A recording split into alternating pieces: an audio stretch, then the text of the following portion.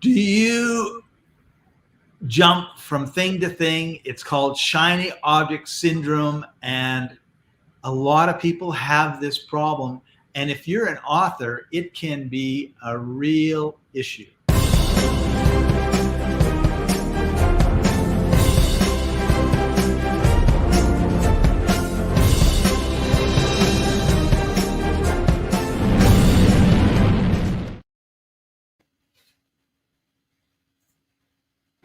Welcome to this edition of Books Carry.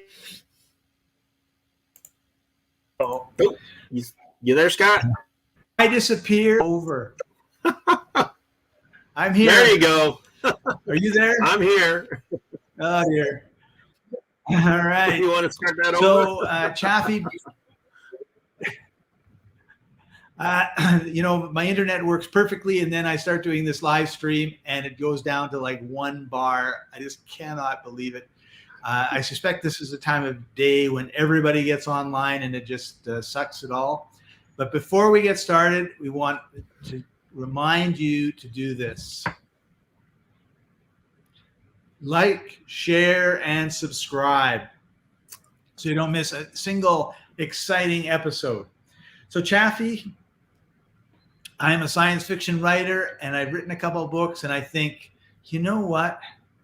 I'm a romantic at heart, and I think that I should write a romance novel. And maybe I do, maybe I don't, maybe it's good, maybe it isn't. But after it's done, I'm thinking, I like a good mystery, and I should write a mystery novel. And so it goes. And what do? People just jump from thing to thing to thing, and they never stick with one thing for any length of time. Well, Scott, let's first of all say, as you said, shiny object syndrome, and really, if you take the initials of that, it's SOS, right? Which is help. So a lot of people with shiny object syndrome have that flashing SOS going, and basically they need help, and the help is that they have 10 things happening all at one time, and nothing is getting done or nothing is getting completed. Right. And so your goal as an author, and this is really generally, Scott, not just in authorship, right? It's not just writing books. It's like everything that you do in life. It's your business. It's your job. It's, your personal life. That's why, a lot of times when you've been in a family a long time, you have this big old list to do, or the honey-do list, or the house list, right? It just keeps adding up and adding up. And so we have this thing called the shiny object syndrome, which this shiny object over here or this other thing over here seems to be a lot more interesting, a lot more fun, a lot more exciting. And so you drop what you're doing and move over here, and then you do that for a little bit, and then this over here looks really cool and exciting. And so you drop what you do over here and you move over here. So how do we get over that? How do we overcome the shiny object syndrome? And that's what we're going to discuss in detail today, right, Scott? That's right, in detail. Right. I didn't answer anything that you asked, by the way. I thought you did really good for 2 minutes on your own. The Wi-Fi seems to be stable, and we're going to just remind you of this.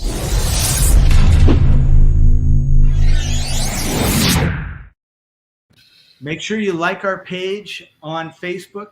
We have like 350,000 likes.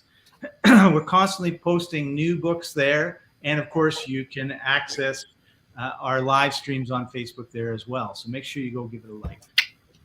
Awesome. So as you can see, Chaffee, with his engineer mind, is constantly focused on the topic at hand. And I have interrupted twice with 2 short videos. So you can tell which one of us has the SOS going on and which one doesn't. You brought up a good word, though, Scott, which is the word focus, and that's going to be a key. So if you're taking notes, this is a good thing to write down, which is, what does focus stand for? And so let me go through that real quick, Scott. As focus stands for follow one course until successful. Again, that's follow one course until successful. And so when you're focusing on something and you work on it until it's successful, then all these other shiny objects are just annoyances. They're thorns that are slowing you down. And so stay focused. It's just like when you go to the racetrack with the horses. What do they do in order to help them keep focused and not scare them away? Is they put on the blinders, right? And sometimes you got to put on those blinders when you have to finish something up and focus on something so you can complete it. And the best way for you to push or drive or motivate you to do something by a certain time is to write down what that time is. What is that date that you need to be completed by? Because if you don't have a deadline, if you don't have a time that you need to be done by, then who cares, right? And so there's this thing called procrastination, which is everyone waits until the very last second to do something that needs to be done. And when you have a date and then you can put a plan together, then you can stay focused and avoid those shiny objects and get that object or that book that you want done. So focus is the key word there, Scott. And I also mentioned date, by the way. Have a date, end date, or goal. I believe there's a saying that if you have a goal with no date, it's a wish, or how do you know? It's a dream. It's a dream. It's a dream. So it's great to have your dreams, and then you need to take the dreams down to the next step. So until you can bring it from the heavens to earth, I guess would be a way of putting that, right? Correct. And, again, it really boils down to when does it need to be done? Because if something doesn't need to be done right away, then, it can be done anytime. And if it can be done anytime, that means it can be done whenever. And so it doesn't get done. It doesn't get done, right? Once you have a deadline, all of a sudden, well, I think it's, is it emotional energy or nervous energy that just starts building up, and then it's like a dam and it just like pushes you out, right? Like you're going to get, if you're going to get married if you're going to get married in an hour, well, and we'd be showering and dressing and making sure we're all prepared and able to get to the church well in advance of when we need to be there in case something happens, like an accident or a flood or lightning strikes or earthquakes to prevent you from being there on time, right? Well, it's funny. I'm going to breathe that. My wife will kill me if she hears me say this. And when I got engaged with my wife, it took us 3 years to get married from the time we got engaged to the wedding.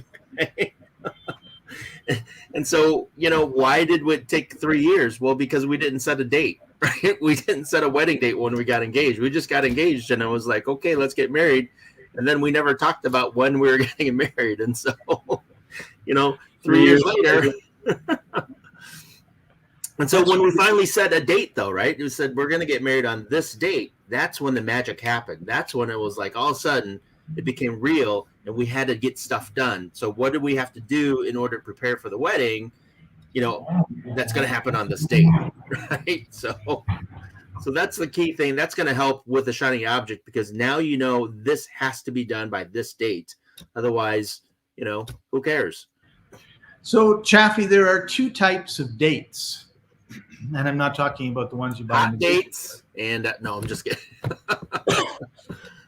There's the internal date and then there's an external date, right? Because, for example, we have a time and a date for our live stream. And so we both show up before our live stream. We talk about whatever we talk about, and then we have our live stream. And it never, unless I tell you the wrong time and date, we don't miss it, right? Or there's a time zone change and you don't realize that generally speaking, we come in. Or your so internet freezes. One of the reasons I'm okay. So for me, this is kind of an external date because I'm going to be, if I don't show up, then I explain to you later, like why you were by yourself. To me, you're locked up. Oh, yeah, you're going in and out right now. And you're out right now. I'm going in and out. And I'm out right now. I know, it just happened. It's like up and down like crazy. I apologize to everybody for that. So you're back. So there's the internal where I say, I want to get this done, for me but I want to lose 20 pounds in the next 6 months, right? And that's an internal date, because if that doesn't happen, you may not even know that's a goal, right? Like, it's just like, doesn't matter to you. It's me and it's my 20 pounds. But if we're meeting to do a live stream, then that to me, or we get together and we say, okay, listen, we want to write a book together, and Saturday morning, instead of watching the Saturday morning cartoons, if they're still on, we're going to get together and we're going to write the book. So I'm going to show up, because if I don't show up, you're going to say, where were you and how come you ghosted me, right? And I don't want to have to go through that. That's very unpleasant. And so that's putting external pressure on me to perform, right? And so can you talk a little bit about those two different types of goal setting or date setting? So you're actually referring to something we call accountability, Scott. So when you're talking about your internal date, then who's holding you accountable to that internal date? And the person that's going to hold you accountable, obviously, is yourself. Right, which is a very, very bad person to hold me accountable. Well, it depends on who you are, right? Let's not Right. put any. Could be a really good person if you're a coach, right?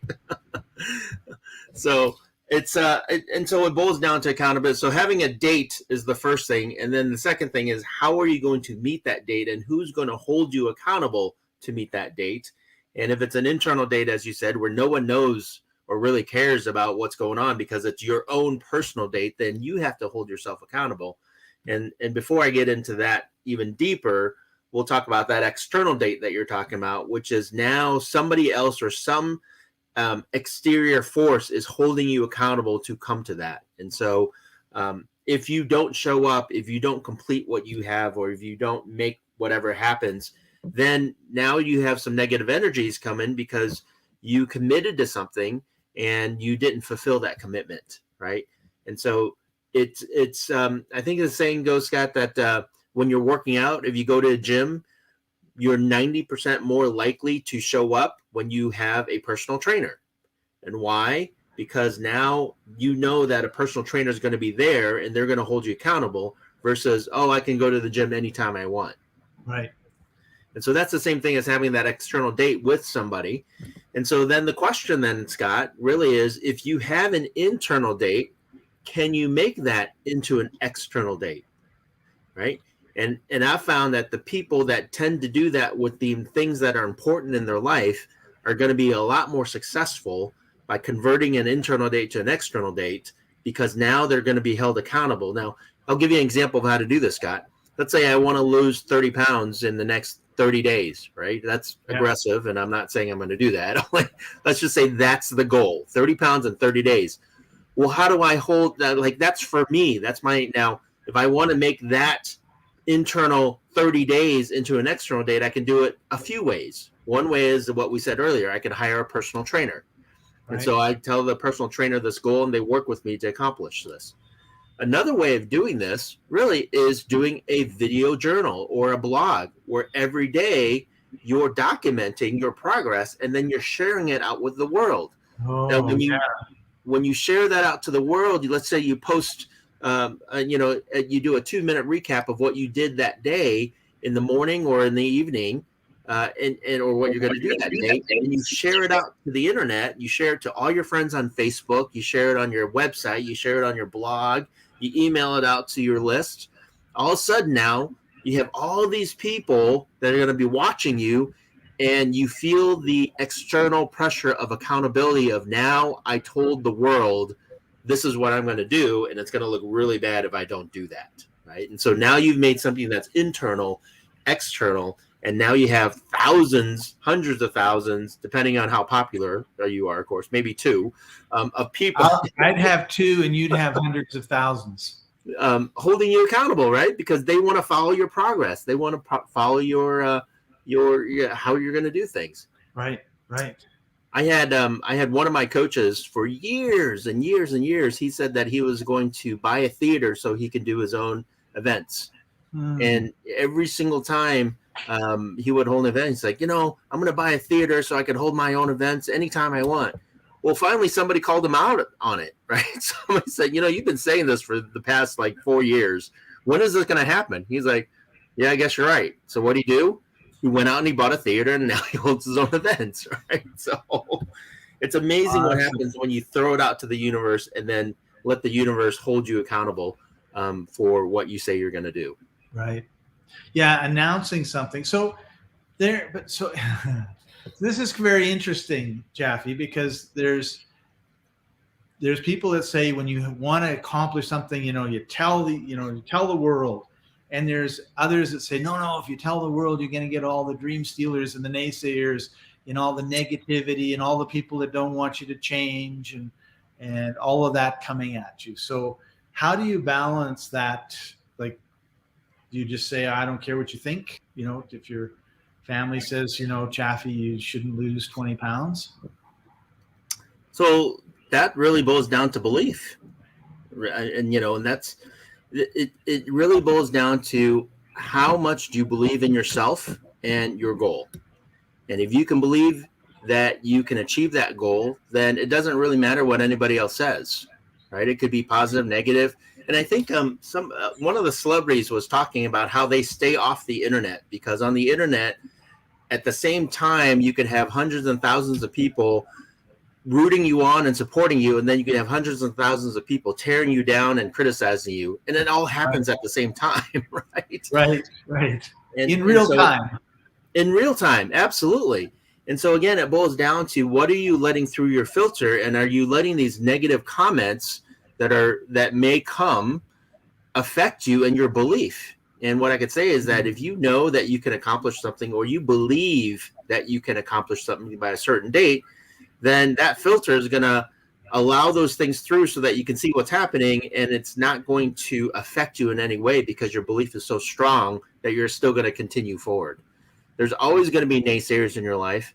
And it's funny, I ran into this at my networking lunch today. I had a networking lunch that I hold every single week. And there was a gentleman there who felt like he was in this rock and a hard spot, where he had to either play nice and work with a group of people, or he had to stand up for himself. And he was in the right if he stood up for himself, except he was the new guy. And so as the new guy, he wasn't sure if he should stand up for himself and fight for what he thought was right, or he play the game with everybody else. And, I told him, listen, the bottom line is that if you attempt to please everybody all the time, you're going to go crazy, right? You can't please everybody all the time. And I think that comes from, I read it on the internet. Abraham Lincoln once said that. Right. That's right. You can't please everybody on the internet all the time is the actual quote. That's right. And I think the quote actually is, if you try to please everybody all the time, you'll please nobody. Correct. And here's the bottom line. If you look at the great leaders out in the world, right? I don't care who you think is a leader or whatever. They led countries, they led nations, they led, organizations, they led companies. They have a whole bunch of people that don't like them. Yes. Right? And they have a whole bunch of people that love them, right? And so there's this love-hate relationship. And so what it boils down to is that you got to stick your guns, because the people that attempt to please everybody, well, they don't have those crazy fans, and they don't have all the crazy negative people either. At the same time, they're not accomplishing crazy great things.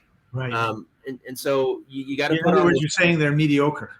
They are mediocre, right? Yeah. I mean, if you attempt to walk that line and balance that fence, you're going to please a whole bunch of people in the middle, only you're going to be stuck in the middle, and you're going to be that mediocre person. There's a hit song, Stuck in the Middle with You. Oh, there you go. Yeah, but I don't think it had anything to do with, setting low goals. Yeah. You make a really good point. First of all, the world is made up of billions and billions of people, and there's all different types, right? And and I know people that have very low goals, and and I'm not going to say they're unhappy. Observing them, I would say they are happy, right? Because they don't. I'm just thinking about a specific individual. There are times when he's taken a leadership position in his neighborhood and stopped a high rise going up in his neighborhood and was in the paper and all the rest of it. But generally speaking, he likes to putter in his garden, and that's his, that's his life. And, more power to him for that. But then but you see, here's the thing, right? Like, he's happy in this life, whether he's come to, however the secret origin of him went, this is his life, and he's getting older, and he's happy, and he's not a grumpy old man sort of thing like me. And, but he's happy in the life. So if you're happy in your life, great. If you're dissatisfied and miserable and angry because you're frustrated, that's a totally different story, right? Well, absolutely. And the challenge is that those people that are dissatisfied or unhappy, they don't feel empowered enough to make any changes. And in reality, or even worse than not feeling empowered to make any changes, is that you feel like as if you're the victim. And when you whip out that victim card. I always say it's your fault. Yeah. And I always say, I'll take it because I don't care. Like, every time I'm in a situation and like people start pointing fingers, I always say, hey, I did it. Can we move on now? Because what was I going to do? I love that. I think that is awesome. Is that a state change thingy? Or it could be. You did it. And then Chaffee goes, no, I did it. Now can we move on to something important?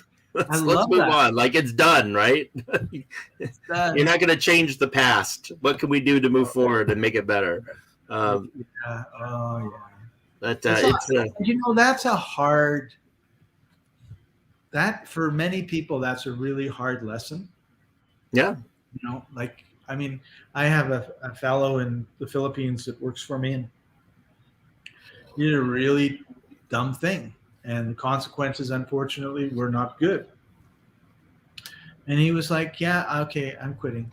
I'm like, dude, you just did all this crap. You caused all this crap. I mean, he didn't physically do it, but it's like you open the door and let the thief in and then shut the door after the thief leaves, right? Like, everything's gone in the house and you were guarding it. Like, what happened, right? And he just said, yeah, I guess I'm a bad doorman, so I'm going to quit. And I'm like, that's the easy way. It's tough. It's, it's tough telling the client that you let all of their furniture out of the house too. And I had to do that. And so sometimes, the going gets tough, the tough get going, and everybody else leaves. And you're leaving, you're setting up yourself for, you're starting a bad habit if it's not already ingrained in you. Like, oh yeah, things get tough, I just leave. So you just got married 3 weeks ago. Does that mean when you have your first fight, you're just going to leave? Sorry, I guess this marriage isn't working out. Bye. And your boss gets mad at you for something. It's like, oh, I guess I'm a bad employee. Bye.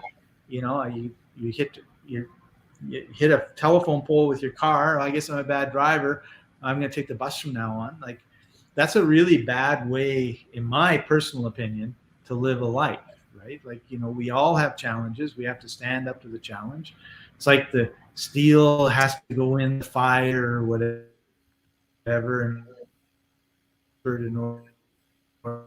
and we're the same way. So I don't know what we're talking about anymore because you kind of froze up there. and absolutely, it goes back to being accountable. It's your fault that when I start talking, the Wi-Fi drops down. Like, you've got a little, just play with Scott here. He's talking. That's right. I make it freeze up for you. And, again, that's kind of different, though. I mean, that's, again, accepting responsibility for the things that you do in your life versus avoidance of the things that you do in your life. And a lot of people do avoid things because they're not willing to accept that responsibility. Just as you said, though, know that every single thing that you do has a result. Every single thing that happens has an outcome. And if you allow external forces to control that, or that's your belief that you're the victim and everything happens to you, then that's going to continue to happen and may even get worse. Right. And one guy that we like to work with a lot, Scott, his name's Jay Connor. I think some people might have heard of him. He has a thing that he loves to share with people, which is E plus R equals O. right? And that's another good writer downer, as Jay would say, is Hang E on a plus, second. Let me just make a banner. yeah, E plus R equals O. equals O. So here it is. And if you know what that means, type it in the comments. If you don't know what Energy that plus means, resistance equals that's right. oxygen. ERO. That's what it stands for. ERO. Zero.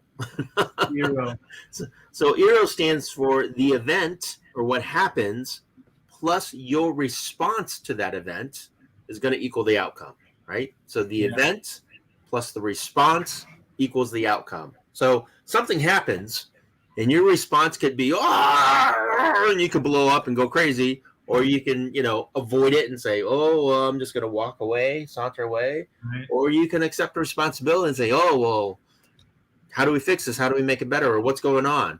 And so your response to that event will then equal what happens with the outcome of that event, right? That happened to me.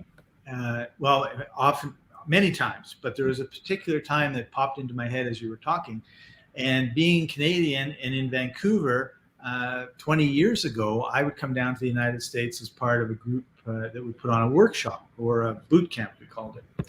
So we went to Atlanta, and there was like 5 of us, and it was like all day. We flew from Vancouver to Toronto. We got off the plane in Toronto in one terminal. We took a bus to another one to go through customs, and then we took a bus to a third one, which was under construction, and then flew down to Atlanta. So basically, left 8 a.m, arrived at midnight. Oof. And we get into the hotel, and the first thing the lady behind the desk says is, your boss was detained at customs and they aren't letting him in, so the event is canceled. Tomorrow morning at 5 o'clock, you have to be on a plane, or 6 o'clock or 7 if I was early. And I go, oh, and everyone's standing around in like total shock. And I didn't know about this for a couple of weeks, but they were mad. Like we just ruined our whole weekend. We left Friday morning, we get here, and then Saturday morning, we're going to do the same thing and get back at midnight. And so, what a waste. And I just said, oh, okay, well, all right, well, we better get to bed. And I went they all followed me into the elevator. We went up to our rooms. I went in. I had to sleep. The next morning, we came home. And about 2 weeks later, one of them comes up to me and says, Scott, I was so mad. And then you just turned around and just said, well, okay, that's the way it is. All right, let's go. And it was he says, just like the negative, angry energy just flowed off of him. It's like, oh, well, he's kind of like the old guy in the group. Even 20 years ago, I was the old guy in the group.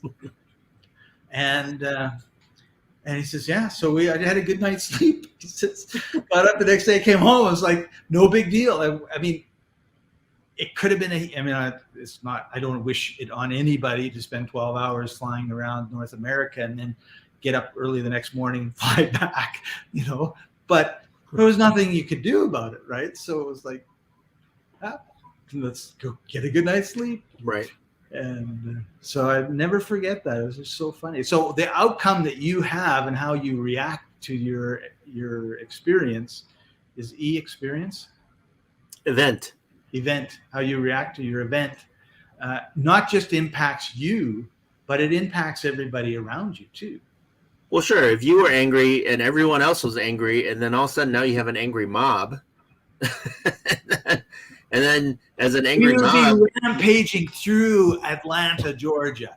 That's right. 20 and you years cause later. A riot, or you go out because you're so angry. You go out and you're like, I gotta get something to drink, right? And then everyone goes out and drinks and stays up till 4 or 5 a.m. and gets drunk and causes damage.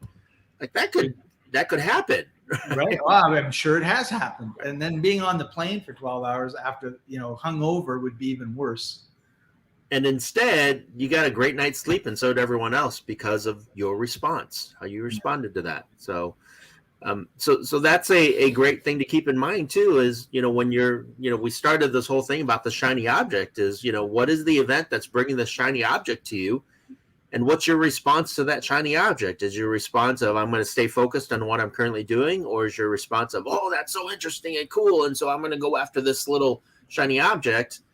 Your outcome is going to be based upon that response. And if you're again, response was, I'm after that shiny object. Now you got a whole bunch of things laying around with nothing done, versus a response of, I'm staying focused on focusing and doing my book and completing my book. And then the outcome obviously is that you'll have a completed book that you can go out and share with a bunch of people. And I guess a good part of this thing that we've been talking about is having very clear goals in your life, right? So that it's like, okay, I'm going to be writing my romance book, or I'm writing my children's book. And then, so this requires some time, I think, to just sit and be with yourself and think, like, what do I really want to accomplish in this next month, year, lifetime, whatever it is, so that you stay on it. Because I think part of the problem with shiny object syndrome is, am I really committed to writing romance books? Not really. That's why I'm thinking about a mystery book. So it could require rededication, I think this is something that happens all the time, is we get into, like, we have this beautiful goal. This is so amazing. And then you get into the dirt and the digging and all the stuff to actually make, if you're going to make a house, you got to dig a foundation. Well, now you're muddy and you're dirty and sweaty, and I don't know if I like this idea. Maybe I just live in a tent. Right? So there comes that point where you have to rededicate yourself and say, hey, it's great when the sun is shining, but sometimes you got to be out in the rain or the snow, or there's a flood or like whatever. And then it's like, oh, do I really want to do this or not? And then you sit down and you say, yeah, I do, or no, I don't. And that's when the rubber meets the road, right? Like, it's like, yeah, I'm really going to rededicate myself to getting this book because I'm halfway through it and I haven't figured out how I'm going to solve the mystery that I've set up. Or whatever, like whatever your challenge is in whatever aspect of the writing. And then it goes, everything comes full circle, right? Because when we started about this, one of the things I talked about was belief, and how strong is your belief in what you're doing. And, how strong is it, your belief in accomplishing that you want to accomplish. And when you don't have that belief, when you don't have that, the overwhelming, I know I can do this concept in your head, then every single little thing that gets in your way is an opportunity for you to quit or leave or do something else. Oh, yes. Right. And so when you have a shiny object and your belief isn't very strong, that shiny object is going to seem like something that will be easier or better for you. And so you're going to leave what you're doing because your belief wasn't strong enough. Right. So have that solid belief of, this is what I need to do. This is the date I need to do it by, and I know I can accomplish it. And when I focus on it and then have some accountability, some level of accountability, I'm going to make it happen and I'm going to get it done. And that will overcome all those shiny objects that pop in your way. That's awesome. We got to take a short break because I've just been informed that we have 2 graffiti artists that are about to take over. And so we'll be right back.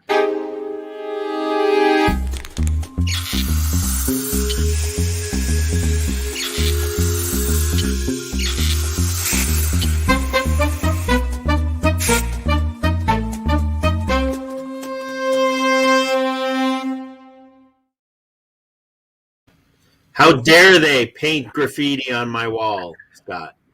So thanks to our sponsor, free-ebooks.net, for bringing this show to everybody. Hope you enjoyed that little video as much as we enjoyed putting it together. So Chaffee, as is our new tradition, as we come to the end of our time together, we have this special segment, and it is just for you.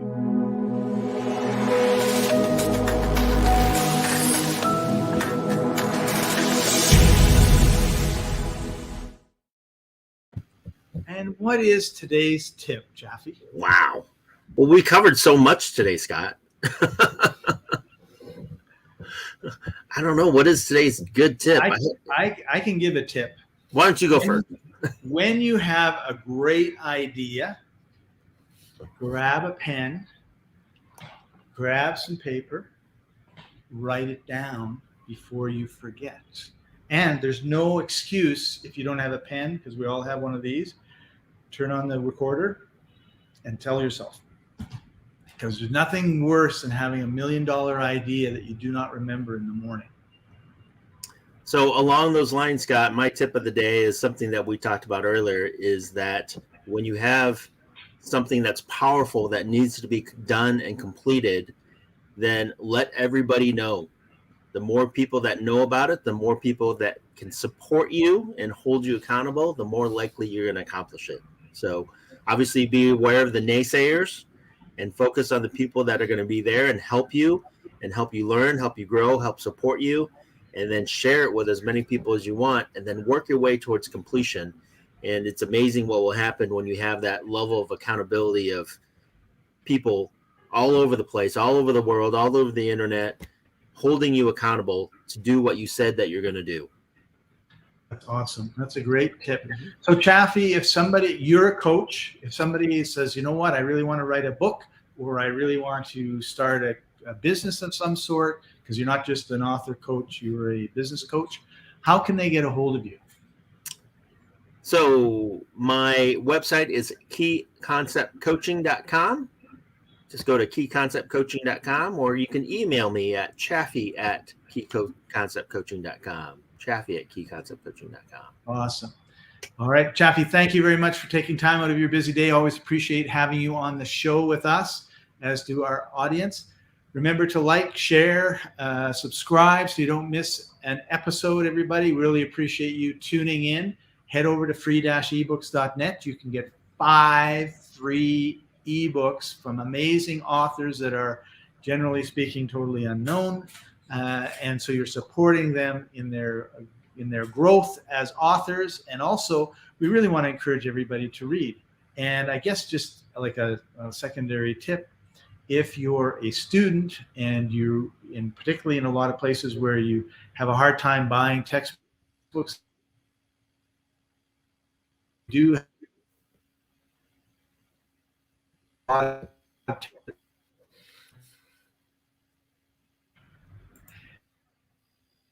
right. So I'm back. Am I back? Yes, you're back. You're back. I'm back. So I was going to say, if you need textbooks, head over to free-ebooks.com, because if you're learning something, if you're a student, I know we have a lot of students, particularly in South Asia, that love going in and getting these books. It really helps them with their studies. So there you go. That's kind of out of left field, but part of our goal is to help people learn and read. So any last words before because I have had kind of my internet issues, any last words before we go, Chaffee? No, as you said, Scott, always, if you like what you see, like, share, and comment, and we will make sure that we get back to your comments. Awesome. Thanks, everybody. We'll see you next week. Bye for now. Bye-bye.